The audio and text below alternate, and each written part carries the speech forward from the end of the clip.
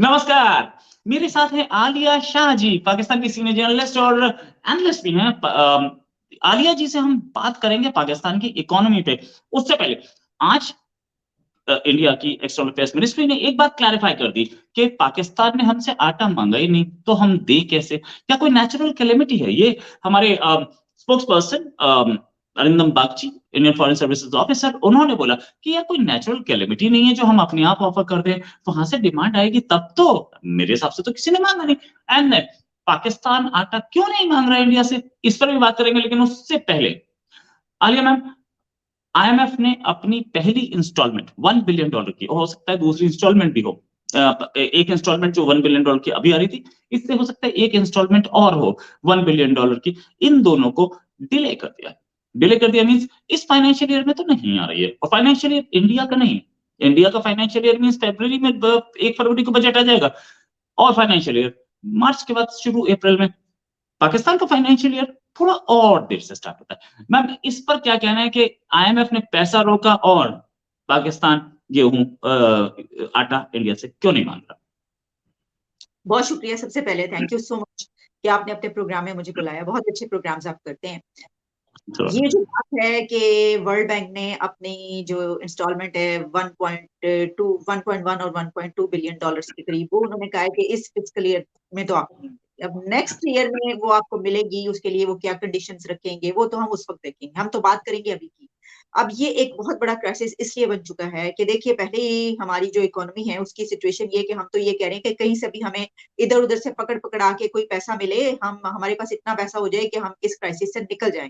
तो ऐसी सिचुएशन में वर्ल्ड बैंक की तरफ से, जो कि बड़ी उम्मीद रखी गई थी हुकूमत की तरफ से, ये कर्जा जो उन्होंने देना था इसका डिले होना या ये कि पोस्टपोन होना, आप इसको कुछ भी कह लें, ये होना एक बहुत अलार्मिंग सिचुएशन है। और ये अगर फर्ज करें हम ये कह लेते हैं कि ये मिल भी जाता तो हमारा कितना काम हो जाता, हमें ये भी सोचने की जरूरत है कि $1 बिलियन जो उन्होंने देना था। देखें, ये बात याद रखें कि वर्ल्ड बैंक की तरफ से जो लोन हमें मिलता है, मिल रहा था और मिलना था ये वाला, वो एक कुछ प्रोजेक्ट्स के लिए था, जिसमें कि एनर्जी सेक्टर के एक प्रोजेक्ट था जिसमें कि कोई $60 करोड़ कहा जा रहा था एक के लिए, $45 करोड़ एक के लिए, इस तरीके से ये बन रहा था।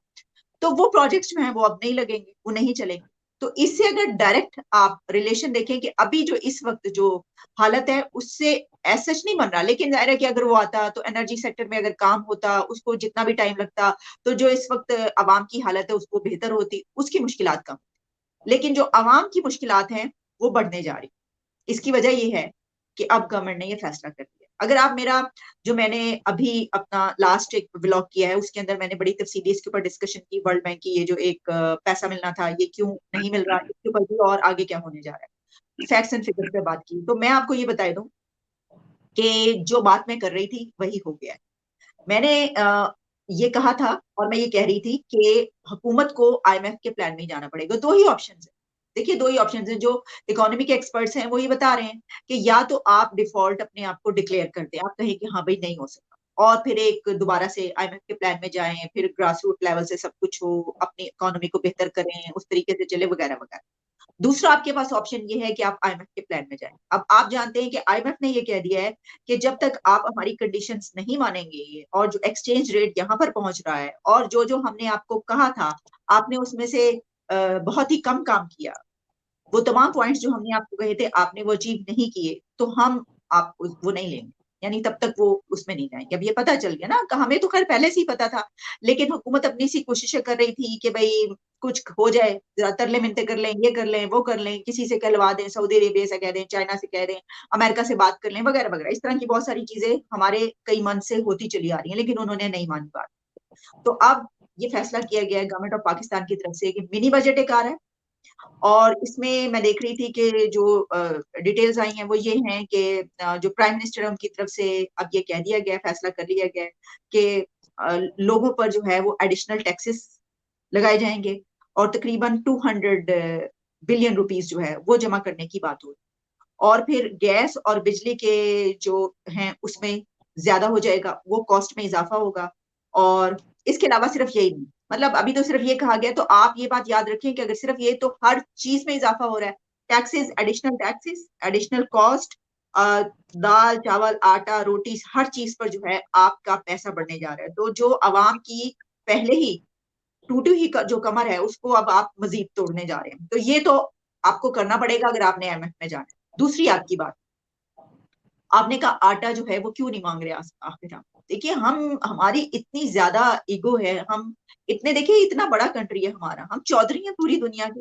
हम पूरी दुनिया के आगे हाथ फैला सकते हैं, हम पूरी दुनिया के आगे जगह जगह हर मुल्क में जाके कशकोल पकड़ के जा सकते हैं, लेकिन इंडिया से अगर हम ये कह देंगे हमारा हमसाया मुल्क है, बॉर्डर से बॉर्डर जुड़ा हुआ है, हम खिड़की खोल के भी उनको कह सकते हैं भाई थोड़ा आटा इधर खिसका दो, लेकिन हम ये नहीं करेंगे। हमें सस्ता आटा मिलेगा वहां से, हम तब भी कहेंगे हम रशिया से भी मंगवाएंगे, हम रशिया से आटा मंगवाएंगे, चाहे उसको जितना मर्जी टाइम लगे, जितना मर्जी पैसा लगे। इसकी वजह ये है कि ये जो हमारा माइंडसेट है, हम इसने हमें बुरे तरीके से मारा है, और इसको हम जब तक तब्दील नहीं करेंगे नहीं होगा। हमने ताल्लुकात बेहतर नहीं करने, हमारी बहुत नाक है, हमने अपने जो है वो अना को आगे रखना है, तो फिर हम आपसे आटा कैसे मांगते हैं? तो ना हम आपसे आटा मांगेंगे। इसकी वजह क्या है? इसकी सबसे बड़ी वजह ये है कि ये आटा एलीट को नहीं चाहिए। अमीर के घर में कोई मसला नहीं आटे का और रोटी का, ये गरीब को चाहिए। तो गरीब को जो चीज चाहिए होगी ना, उसके लिए तो हमें कोई मसला ही नहीं, आपको पता है। Right ma'am. और दूसरी चीज मैम, बिजली की कीमत 43 रुपीज पर यूनिट। और अगर तेल बोले तो ऐसी भी खबर थी कि 3 दिन का या 1 हफ्ते का तेल बाकी रह गया पाकिस्तान के पास, पेट्रोलियम रिजर्व्स। इस सूरत हाल में क्या शहबाज शरीफ को इमरजेंसी नहीं दिख रही है कि भाई कहीं से भी कैसे भी कहानी किया जाए, या अब भी उसी पुराने ढर्रे पे पुराने तरीके से कि नहीं कहीं से भी जाओ पैसा लेके आओ और हम लोग चल रन करेंगे? Emergency measures means emergency measures. India के सामने जब ये सिचुएशन आई थी तो हमने तो सब कुछ खोल दिया था, वी ओपन एवरीथिंग। प्राइवेटाइजेशन पे प्राइवेटाइजेशन करते चले गए थे। Manmohan Singh was finance minister थे। इस समय कॉटन टेक्सटाइल इंडस्ट्री की हालत ये है, जो मैं अभी आर्टिकल्स देख रहा हूँ पाकिस्तानी मीडिया में ही, कि कई लाखों लोग अपनी जॉब खो सकते हैं, क्योंकि कॉटन टेक्सटाइल इंडस्ट्री की भी हालत खराब है। इकोनॉमिक इमरजेंसी वाले हालात नहीं दिख रहे मैम आपको?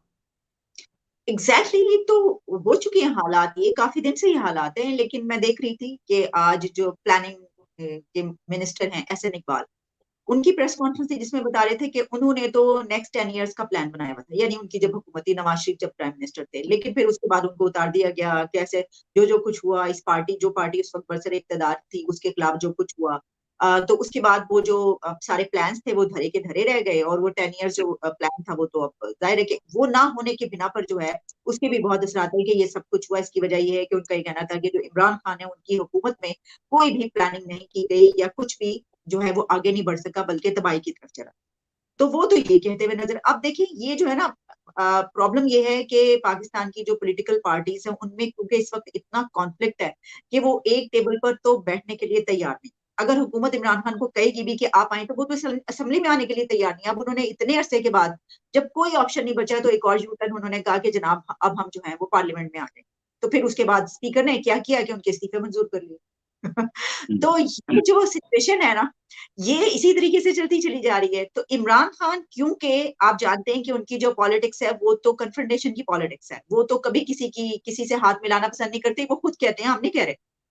तो ऐसी सिचुएशन में जब एक इकोनॉमी का, ये जो आप बात करें इमरजेंसी की सिचुएशन है, इमरजेंसी में तो तमाम पॉलिटिकल पार्टीज इकट्ठे बैठती हैं ना, टेबल टॉक होती है, तभी सोचते हैं कि भाई तमाम स्टेक होल्डर्स कंट्री के, कि अब तो हम इस उस पे हैं कि आर या पार। तो जब आप कोलैप्स के नजदीक हो और ये सब कुछ हो रहा हो, तो फिर आपकी पॉलिटिकल पार्टीज ही एक टेबल पर ना हो, बैठने को तैयार ना हो, तो फिर ये इमरजेंसी कौन डिक्लेयर करेगा? अब अवाम के पे तो इमरजेंसी है उस पे तो पता नहीं कब से इमरजेंसी है। तो लेकिन ये है हालात। अच्छा मैम, एक चीज और, ये जो आईएमएफ ने अपनी ये जो $1 बिलियन की जो खेप आ रही थी उसे रोका है, कोई स्पेसिफिक रीजन दिया गया है क्या उसका, या ऐसे ही मूड में आया कि रोक दिया तो रोक देते हैं? देखिए स्पेसिफिक रीजन, उसमें एक तो आप देख रहे हैं कि IMF का तो सबसे बड़ा रीजन ये है। ऐसा नहीं है कि विदाउट एनी रीजन उन्होंने IMF हम्म। ने ना कर रहे हो सपोर्ट पाकिस्तान।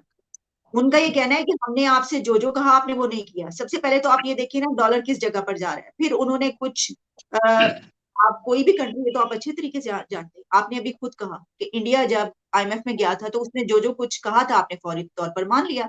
उन्होंने कहा ये हम्म। प्राइवेट कर दो, ये बंद कर दो, ये खोल दो, इतना टैक्स लगा दो, ये कर दो। आपने पहली मर्तबा ही उनकी बात मान ली और वो कर दिया, और आप उस झंझट से निकल गए। यहाँ पर ऑलरेडी इतनी महंगाई है, और जैसा मैंने आपको बताया कि अब ये जो स्टेप्स गवर्नमेंट ले रही है, ये इस पॉलिटिकल पार्टी के लिए बहुत बड़ा एक तबाही होगी। क्योंकि देखे ना, अवाम ये नहीं देखती कि आईएमएफ क्या कह रही है या वर्ल्ड बैंक क्या कह रहा है। वो कहेंगे कि हम रो रहे थे कि हमारे ऊपर इतना ये अजाब आया हुआ है, आपने उससे बढ़ के मजीद हमारे पर महंगाई कर दी और हमें और कुचल रहे हैं। तो ये तो जो पॉलिटिकल पार्टी जो भी इक़्तिदार में होती है उसको सहना पड़ता है। अब मुझे नहीं पता कि इंडिया में जब ये किया गया या जो सोचा गया, उस वक्त जो पॉलिटिकल पार्टी इक़्तिदार में थी उसने अपना सोचा या सिर्फ कंट्री का सोचा, किस तरीके से वो किया। लेकिन हमें भी ऐसे करना चाहिए था। हमने ये किया कि हम देखते हैं, हमारी आदत ये है कि हम जो है कशकोल लेके निकल पड़ते हैं। हमने कहा हम कशकोल लेके निकलेंगे तो हमें जगह जगह से इमदाद मिल जाएगी, वो हम इकट्ठी करेंगे, हमारा ये क्राइसिस दूर हो जाएगा। वो उसके बावजूद आपने देखा कि ये नहीं हुआ, ऊपर से सैलाब आ गया। तो सैलाब की जो मिल रहे हैं पैसे, वो इसमें नहीं हो सकते एडजस्ट। वो तो मिलेंगे ही उस वक्त जब जो प्रोजेक्ट्स कहे गए हैं, जिस वक्त आप वो प्रोजेक्ट स्टार्ट करेंगे और जो उसका टाइम फ्रेम।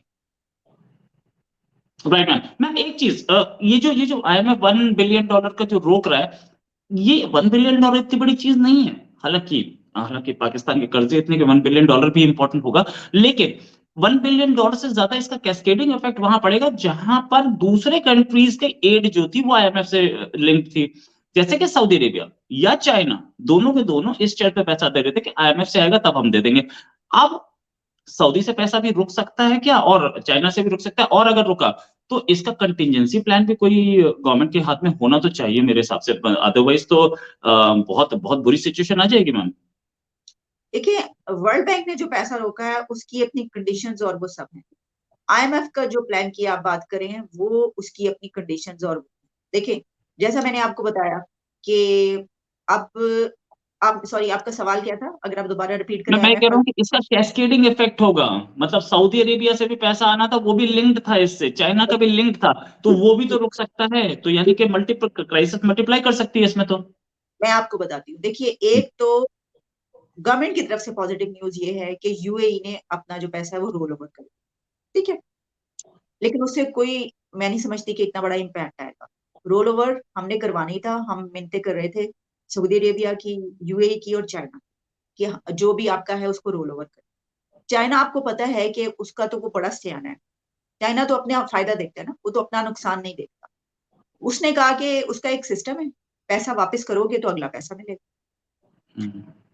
सऊदी अरेबिया और यूएई, हम उनको बड़ा बुरा भला कहते हैं, मैं तो बहुत क्रिटिसाइज करती हूँ, मुस्लिम उम्मा ये सब कुछ, लेकिन वो फिर भी पैसा जो है वो दे देते हैं, और उन्होंने पैसा दिया। तो यूएई ने ये किया कि ठीक है चलें रोल ओवर करते हैं। सऊदी अरेबिया से भी हो सकता है कि, और उसने, क्योंकि सऊदी अरेबिया ने भी ये कहा है कि हम इतने रिजर्व जो हैं इसका, जो तेल की मद में वो अक्सर ये करते हैं कि इतना पैसा, बल्कि $9 बिलियन के करीब मैं देख रही थी कि कुछ दिन पहले ही आया था कि इतना जो है उन्होंने कहा कि हाँ ठीक है रिजर्व के तौर पर वो करें। वो देते नहीं है, वो रिजर्व मतलब रख देते हैं कि ठीक है आपको जब हो जाएगा तो फिर हम वो कर लेंगे। तो ये एक दो कंट्रीज तो मदद कर रही हैं और करेंगी, लेकिन क्योंकि ये पहले से मदद कर रहे हैं, यानी इन्होंने इतना इतना पैसा पहले दे रखा है, आप रोल ओवर भी करवा रहे हैं, फिर भी आपकी मुश्किल कम नहीं हो रही, तो और कितना लेंगे आप और क्या करेंगे? तो ये हम उस वो जो है ना लिमिट, वो जो पानी है वो पुलों के नीचे से गुजर चुका है। तो अब ये नहीं हो सकता कि आप कहेंगे चलो ये और दे देगा, ये और नहीं। आपके पास दो ऑप्शन है जो मैंने आपको पहले बताए, या आप डिक्लेयर कर दें या फिर आप आईएमएफ के प्लान में जाएं और लोगों को महंगाई से मार। और गवर्नमेंट को भी पता है, ये सबको पता है, और उनको ये करना पड़ेगा। इन दोनों में से एक काम जो कि वो कर रहे हैं, डिक्लेयर कभी नहीं करेंगे डिफॉल्ट देने का, कभी भी नहीं। और वो ये अब आईएमएफ के पास जाएंगे और अब देखें क्या होता है मुल्क के अंदर। जाहिर है कि अवाम तो लेट्स सी। मैम एक एक चीज और फाइनल क्वेश्चन लेना चाहूंगा आपसे। एक अभी अभी वर्ल्ड बैंक की रिपोर्ट आई जिसमें ये बोला साउथ एशिया में वीकेस्ट इकोनॉमी पाकिस्तान की है। दैट मींस मालदीव से भी, नेपाल से भी, बांग्लादेश से तो पहले मान ही लेता हूं मैं, श्रीलंका से भी वीक इकोनॉमी पाकिस्तान की बताई। श्रीलंका जो कि जिसके पास $50 मिलियन रह गए थे फॉरेन एक्सचेंज रिजर्व में, तेल खरीदने के लिए पैसा नहीं था, तेल पे राशन लगा हुआ था, उससे भी वीक इकोनॉमी। मैम ये प्रेडिक्शन आप सही मान रही हैं या वाकई में प्राइम मिनिस्टर ऑफ पाकिस्तान के लिए एक बड़ा चैलेंज सामने खड़ा है। चैलेंज तो है, प्राइम मिनिस्टर के लिए भी चैलेंज है, गवर्नमेंट के लिए भी चैलेंज है, एस्टैब्लिशमेंट के लिए भी चैलेंज है, अवाम के लिए जितना बड़ा चैलेंज है उतना बड़ा चैलेंज किसी के लिए नहीं है।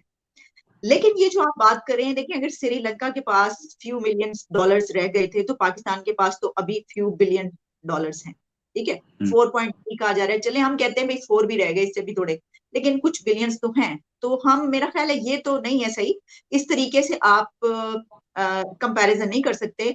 हाँ, आप ये कह सकते हैं कि जो वर्स्ट कंट्रीज हैं इकोनॉमी में, उन्हीं के लेन में जो है वो पाकिस्तान आ रहा है इस वक्त, ठीक है। वो कहा जाता है कि अफगानिस्तान के पास भी अब हमसे ज्यादा रिजर्व्स मौजूद है। वो अफगानिस्तान जहां पर अब कोड़े लगाए जा रहे हैं सड़कों पे खड़ा कर करके, और खवातीन जो है वो डॉक्टर तक नहीं जा पा रही, उनके पास भी वो कंट्री के जिसको कहा जा रहा है कि फेल्ड स्टेट है, और ये क्या पूरी दुनिया में एक अलग ही मुल्क है कि इसको क्या किया जाए अब इसका, हर कोई सोच में, उससे उसके रिजल्ट भी हमसे ज्यादा, इसको हम ये कंपैरिजन कर सकते हैं। लेकिन जो हमारे फाइनेंस मिनिस्टर हैं इसहाक डार, वो बार बार ये कह रहे हैं कि श्रीलंका वाली सिचुएशन नहीं, उन्होंने कहा कि नहीं, ये जो श्रीलंका से कंपैरिजन किया जा रहा है ये ना किया जाए, हमारी वो वाली सिचुएशन नहीं है। हो सकता है अगर तो उनका इससे मतलब ये है कि मैं के जो वहां के मिलियंस डॉलर्स में थे, हमारे पास तो अभी बिलियंस है, और वो जो 5 बिलियन अवाम का रखा है कमर्शियल बैंकों में, वो भी उन्होंने एक मरतबा मेंशन किया है कि इस हिसाब से 10 बिलियन डॉलर्स है। लेकिन वो इस उससे ठीक कह रहे हैं कि हाँ ठीक है, उतना फैक्ट्स एंड फिगर्स जो है बराबर नहीं होंगे, और आप जानते हैं कि गवर्नमेंट के लिए एक बहुत बड़ा इस वक्त प्रेशर है, और जाहिर है कि वो यही कहेंगे और क्या कहेंगे। लेकिन हकीकत तो आप अगर इसको इस तरीके से देखें क्या किसी से नाप तोल, मतलब आप इस सिचुएशन में हैं कि अब आपको ये करना पड़ रहा है कि भाई अब तो अवाम के ऊपर और बोझ ला दिया जाए, ये कर दिया जाए तो फिर शायद बच जाए, तो फिर जाहिर है कि फिर इसके ऊपर बात करने वाली कोई है नहीं कि इससे अच्छे इससे बुरे। मैं समझती हूँ कि ये जो है ये एक इजाफी चीज है, इसका कोई फायदा नहीं कंपैरिजन करने। Right ma'am, thanks a lot ma'am for joining, और उम्मीद है जल्दी एक डिस्कशन और करेंगे क्योंकि बहुत सारे डेवलपमेंट्स हमें आगे आते देख रहे हैं। कुछ हमारा रिपब्लिक डे भी सामने खड़ा है, और जैसे बोलते हैं यूक्रेन वॉर पे भी डेवलपमेंट्स हैं ही, इंडिया जापान फ्रंट पे भी डेवलपमेंट्स हैं ही। जापान के प्राइम मिनिस्टर इस समय अभी कुछ दिन पहले, इनफैक्ट इस समय नहीं, कुछ दिन पहले अमेरिका में थे। डेवलपमेंट्स बहुत हैं, we'll wait and we wait for you to come and give us analysis. Thanks a lot, ma'am. Namaskar, धन्यवाद। Sure, why not? Thank you so much. Thank you.